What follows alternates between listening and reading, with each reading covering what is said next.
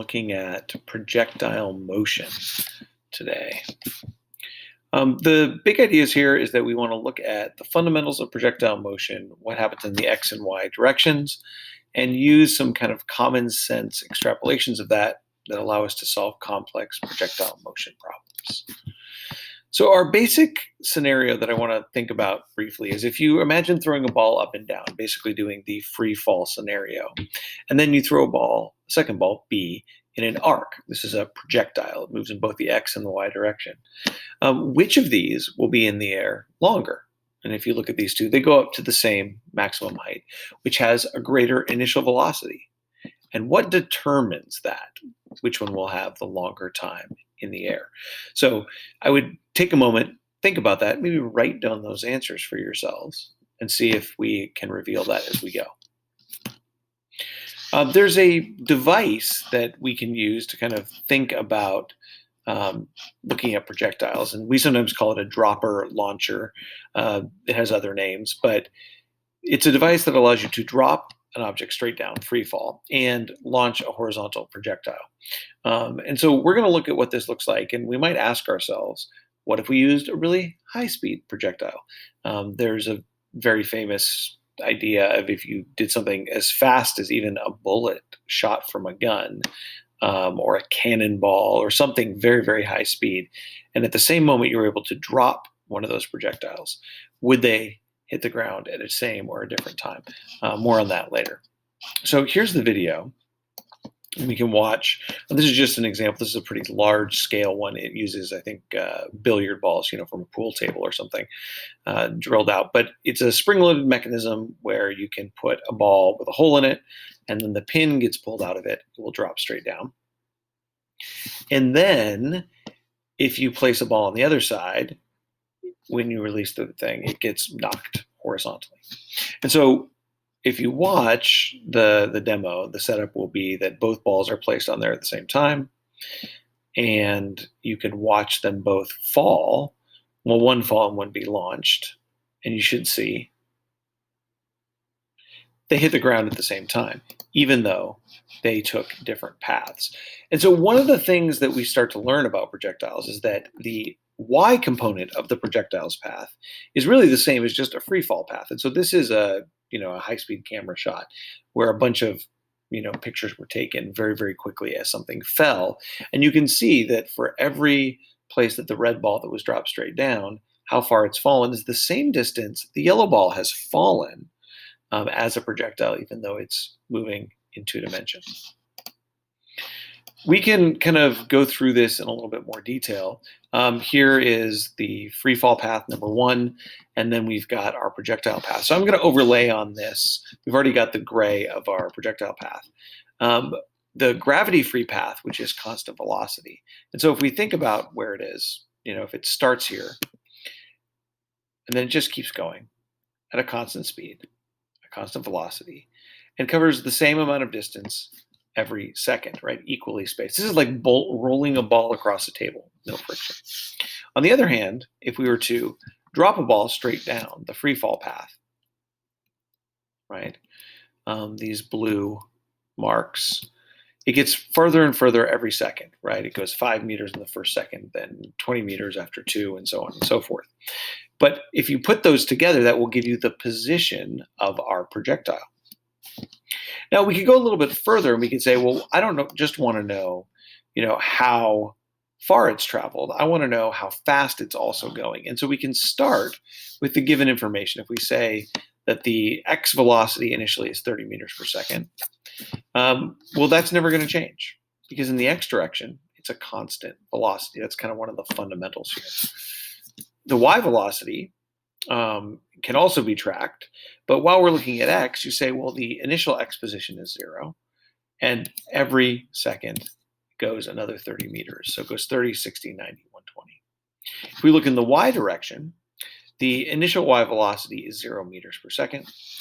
After 1 second, it's -10. After 2, -20. After 3, -30. And after 4, -40 meters per second.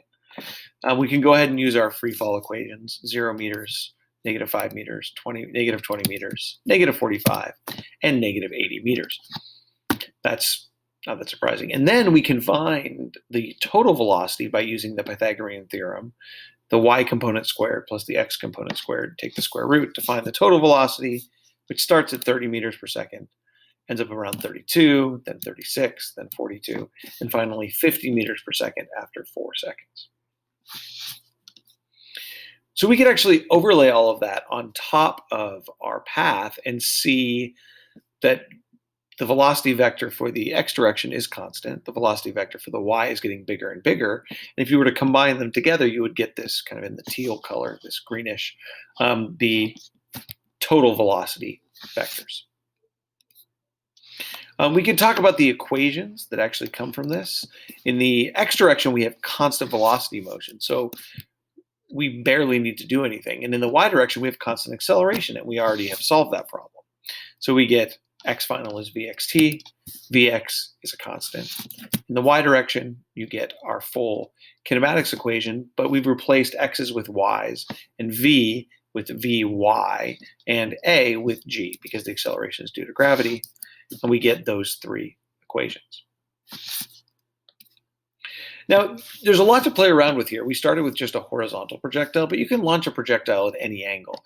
This is a great simulation. You can play around with it, see how projectiles go as you do it. I want to go through an example here of what if a projectile were launched at an angle. And so this is from packet number 2, page 15, if you want to kind of fill it in and follow along. We're told that the initial velocity is 50 meters per second at an angle of 53.1 degrees. That, of course, is Mr. Graham's favorite angle, 345 right triangle. And that allows us to find a couple of things out. We can find out that the x velocity is 30 meters per second, which as a constant velocity will again stay 30 meters per second throughout. The y component of velocity starts at positive 40 meters per second, but that is going to go down by 10 meters per second every second. So it'll be 20 meters per second, then 0, then negative 20, then negative 40 after 8 seconds. We can also look at the x position, which is 0 meters to start, and goes 60 after 2, 120 after 4, 180 after 6, and 240 meters after 8 seconds. We can do the same in the y direction, 0 meters, 60 meters, 80 meters, 60, and 0, going up and then back down. The last thing to solve for is looking at the position and kind of drawing in an arc. It's a parabolic shape, as we would expect. And then we can go through and figure out the velocities, right? After 2 seconds, it's slowed down, so it's only traveling at 36 meters per second in total. At the top, it's going 30 meters per second only, then back to 36, and finally to 50. And just as we did before with the horizontal projectile, you can draw in these vectors. I first draw in all of the x components because they are constant. They don't change, 30 meters per second. But in the y direction, we start out with a big, it shrinks down, it's 0 at the top, then it gets bigger and bigger, and then finally, we can draw in the total velocities, which both change magnitude and direction as it goes. So returning to our question about the ball being tossed and thrown, right? Which of these has a longer time in the air? Well, hopefully you've realized that the only thing that really matters is the distance up and down.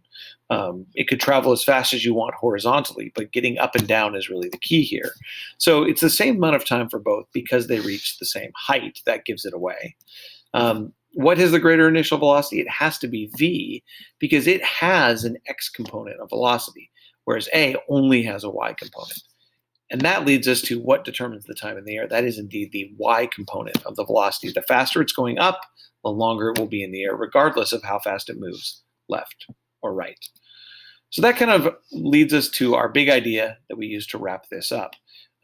We can analyze the x and y motions separately and then use time to link them, right? It's at a particular place at a particular time. The x direction motion has constant velocity. The y direction motion is free fall.